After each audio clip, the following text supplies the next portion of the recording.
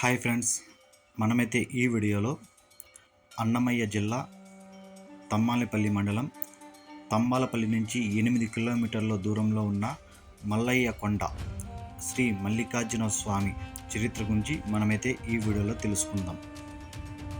ఎన్నో పుణ్యక్షేత్రాల్లో ఇది కూడా ఒకటి. ఖచ్చితంగా చూడవలసిన పుణ్యక్షేత్రం ఇది. మనకి ఇది వచ్చి తంబాలపల్లి నుంచి 8 కిలోమీటర్లు, మదనపల్లి నుంచి 56 కిలోమీటర్లు, కోలార్ నుంచి 115 కిలోమీటర్లు, చింతామణి నుంచి 99 కిలోమీటర్లు, ఇలా కడప నుంచి 122 కిలోమీటర్లు, కదిరి నుంచి 78 కిలోమీటర్లు అయితే దూరంలో అయితే ఉంటుంది ఈ మల్లయ్య కొండ. ఈ తమ్మాలపల్లి నుంచి కొండ ఎక్కడానికి ఒక 8 కిలోమీటర్లు అయితే మనకి సమయం పడుతుంది. ఈ మల్లయ్య కొండ అనేది శివరాత్రి రోజు మన రాష్ట్రం నుంచే కాక పక్క రాష్ట్రాల నుండి కూడా లక్షలాది మంది జనాలు, భక్తులు ఈ మల్లయ్య కొండను చూడడానికి అయితే వస్తారు. ఇక్కడ రాత్రిపూట జాగారాలు, హరికథలు, తోలుబొమ్మలాటలు, చాలా ఫంక్షన్స్ అయితే ఇక్కడ జరుగుతాయి. జాగరం చేస్తూ చాలామంది భక్తితో ఆ మల్లికార్జున స్వామిని అయితే దర్శించుకుంటారు. శివరాత్రి రోజైతే చాలా లక్షలాది మందిలో అయితే ఇక్కడికి రావడం జరుగుతుంది. అంతేకాకుండా మిగతా రోజుల్లో కూడా చాలామంది భక్తులు అయితే ఈ పుణ్యక్షేత్రాన్ని దర్శించుకోవడానికి వస్తుంటారు.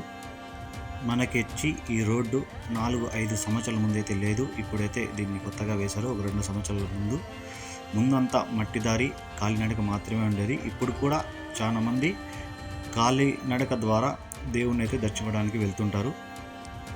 ఈ రోడ్ అయితే మనకి ఇప్పుడైతే అనుకూలంగా ఉంది. డైరెక్ట్ గుడి దగ్గరికి అయితే బస్సులు కానీ, కార్లు కానీ, బైక్స్ కానీ అయితే వెళ్ళిపోతాయి.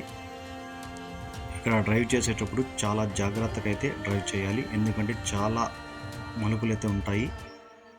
మనకి ఈ మల్లయ్య కొండలో శివుడు మల్లికార్జున స్వామిగా, పార్వతీదేవి భ్రమిరాంబిక దేవిగా మనకైతే దర్శనమిస్తారు. ఇక ముందు శివుడు ఇక్కడ సాధుకొండలో తపస్సు చేస్తూ ఒక గుహ నుంచి ఈ మల్లయ్య కొండ గుహలోకైతే వచ్చాడని ఇక్కడ వాళ్ళ నమ్మకం. ఇక్కడ తపస్సు చేస్తూ శిలైపోతాడు. ఇక్కడ ఉన్న 2 భార్యాభర్తలు వాళ్ళు వచ్చి మల్లికార్జున స్వామి, అలాగే మల్లమ్మ అనే భార్యాభర్తలు 2 ఆవులు మేపుకునే వాళ్ళు.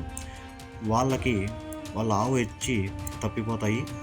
అవి వెతుక్కుంటూ వెళ్ళడానికి కొండపైకి అయితే నడుచుకుంటూ వెళ్తారు. వెతుక్కుంటూ అక్కడ వాళ్ళకి ఒక శివలింగం అయితే మెరుస్తూ కనిపిస్తుంది.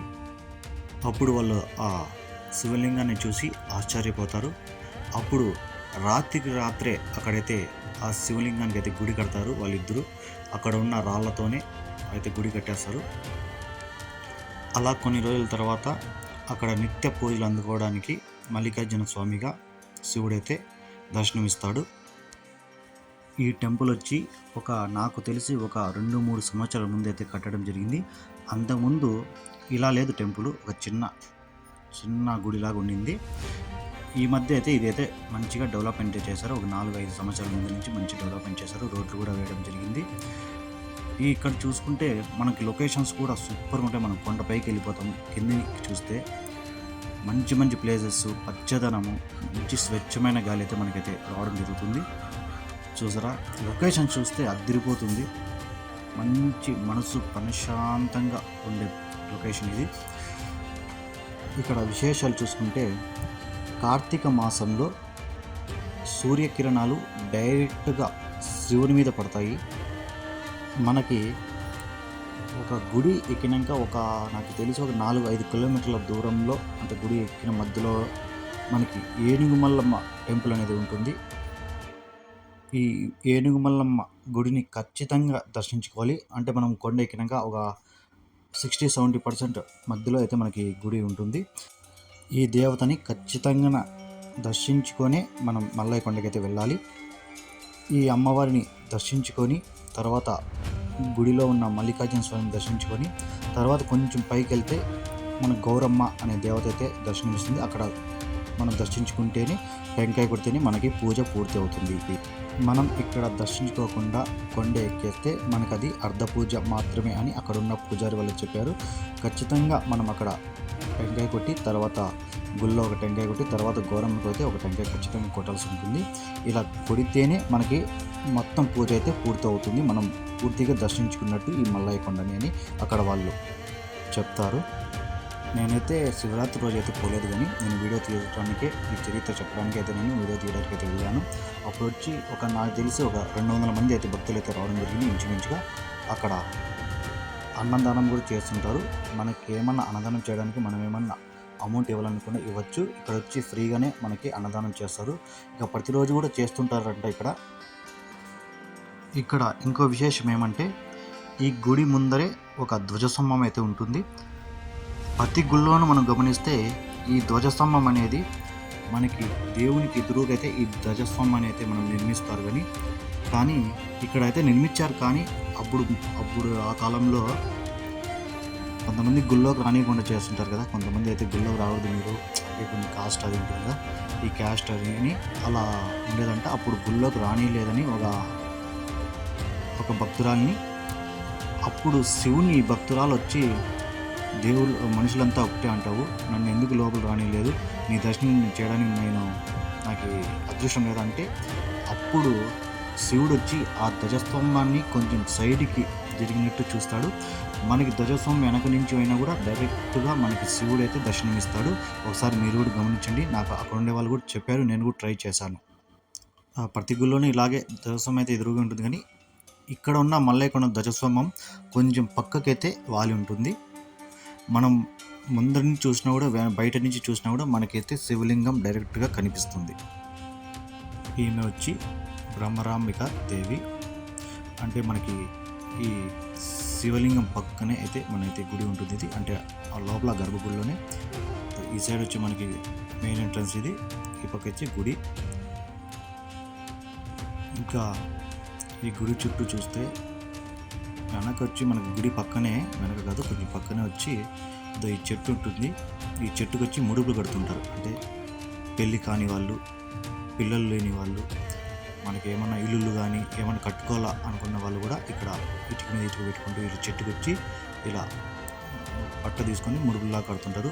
ఖచ్చితంగా నెరవేరుతాయని అక్కడ ఉన్న భక్తుల నమ్మకం ఇది. మనకి విశ్రాంతి తీసుకోవడానికి కూడా ఇలా బెంచీలాగా వేశారు. మనకు అసలు పైకి పోతే ఎండ అనేదే అనిపించదు, చాలా చల్లగా ఉంటుంది. ఈ కొండపై నుంచి కొంచెం ముందుకు వెళ్తే అక్కడే గౌరమ్మ తల్లి అయితే వెలిసిన గుడి ఇది. ఒక గుహలో ఒక రాతిలో వెలిసిన దేవత. అంటే అక్కడ ఉన్న శివునితో అలిగి ఇక్కడికి వచ్చి అమ్మ వెలిసిందని అక్కడ వాళ్ళ చెబుతుంటారు. చాలా దూరం కూడా లేదు, ఒక 300 మీటర్స్ ఉంటుంది అంతే అక్కడి నుంచి డిస్టెన్స్. కొంచెం పైకి వెళ్ళాలి. శివుడు కూడా అక్కడికి వచ్చి ఆ మెట్ట ఎక్కలేకపోయాడు అంటుంటారు. అక్కడ ఎందుకు అనేది కారణం అయితే మనకైతే తెలియదు, వాళ్ళైతే సక్రమంగా అయితే నాకు చెప్పలేదు. కానీ శివుడు కొంచెం దూరం వస్తాడంట అమ్మని మాట్లాడడానికి. కానీ అక్కడ ఆ మెట్ట ఎక్కలేక అతను అక్కడ నిలిచిపోయి ఆ గుడిలోకి అయితే వెళ్ళిపోతాడని ఇక్కడ వాళ్ళు అయితే చెప్తుంటారు. ఇక్కడ కూడా ఈ అమ్మవారి పక్కన కూడా ఒక చెట్టు ఉంది, అక్కడ కూడా చాలా ముడుపులు అయితే కట్టారు. ఇక్కడైతే ఖచ్చితంగా ఈ అమ్మ అయితే మంచిగా పవర్ఫుల్ అమ్మవారు అన్నమాట, ఖచ్చితంగా వరాలు తీరుస్తుందని నమ్మకం ఇక్కడ భక్తులు. ఇంకొకటి, ఈ గుడి వెనకాలే కొంచెం ముందరికి వెళ్తే ఒక 50 మీటర్స్ అంటే ఒక 50 మీటర్లు 50 అడుగులు అట్లా ముందరికి వెళ్తే గుడి వెనకాలే ఇట్లా ఏమైనా టూరిస్ట్ ప్లేస్లకి టూర్లో రావడానికి ఉంటారు కదా, వాళ్ళని విశ్రాంతి తీసుకోవడానికి మంచిగా ఇప్పుడిప్పుడే కడుతున్నారు. ఇవి కొత్తగా మేము పోయినప్పుడు అయితే కడుతున్నారు. కొంచెం అయితే ఒక 70-80% అయితే రెడీ అయిపోయింది. ఇక్కడ విశ్రాంతి తీసుకొని చల్లగా గాలి అయితే వస్తూ ఉంటుంది. ఒకసారి మీరు కూడా చూడండి. ఇంకా ఈ పక్క వెళ్తే మనం ఇది పైన కట్టింటారు, ఈ పైకి కూడా వెళ్ళి చూసాం మేము. చూడండి, ఆ పైకి అయితే ఎక్కాము. లొకేషన్ చూడండి, ఎంత దూరంగా ఉన్నా కూడా మనకైతే బాగా కనిపిస్తుంది. ఇక్కడైతే చల్ల గాలి వస్తుంది. ఇదే అక్కడ ఉండేది గుడి, మల్లయ్య కొండ అంటే మల్లికార్జున స్వామి గుడి అది. ఈ లొకేషన్ చూడండి, ఫోటోగ్రఫీకి అయినా సూపర్గా ఉంటుంది. ఫోటోగ్రఫీ అంటే ఫస్ట్ చూస్తే ఇక్కడ చల్లగా ఉంటుంది, గాలి అయితే వీస్తూనే ఉంటుంది. గాలి మేము పోయినప్పుడు అయితే విపరీతమైన గాలి అయితే రావడం జరిగింది ఆ పైకి వెళ్ళినప్పుడు. ఇదైతే రెడీ చేస్తున్నారు, ఇంకా ఏమేమి పడతారో చూడాలి. ఇక్కడ ఇంకొకటి ఏమంటే, ఈ మల్లయ్య కొండ ఎదురుగా ఈ గేవి అనేది ఉన్నది. గేవి అంటే ఒక గుహలాగా ఉంటుంది, అక్కడంతా మొత్తం వాటర్ ఉందని చెప్పారు. చాలా మందికి అయితే ఇది తెలియదు. మేమైతే చూపించడానికి వచ్చాను, చాలామంది తెలియదు, నేను అక్కడ కనుక్కొని వచ్చాను. చూపిస్తాను చూడండి. ఇక మీకు కొంచెం ముందరికి వెళ్ళి చూపిస్తాను. కానీ దిగేటప్పుడు చాలా జాగ్రత్తగా అయితే దిగాలి. కాలు స్లిప్ అయినా కూడా చాలా ప్రమాదం, ఖచ్చితంగా దిగాలి. ఇదంతా మొత్తం వాటర్ ఇది. ఇక్కడ వాటర్ ఏమంటే వాటర్ ఉంది, కానీ ఇది చాలా లోతుగా ఉందంట. కింద స్నానం చేసే ప్లేస్ ఉందంటే గౌరమ్మ తల్లి దేవస్థానంలో అక్కడ పూజారి చెప్పాడు.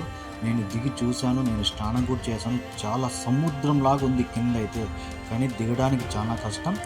ఒకవేళ దిగితే కింద అయితే చాలా సముద్రంలాగా విశాలంగా పెద్దగా ఉంది అని ఆయన చెప్పాడు, కానీ మనకైతే తెలియదు.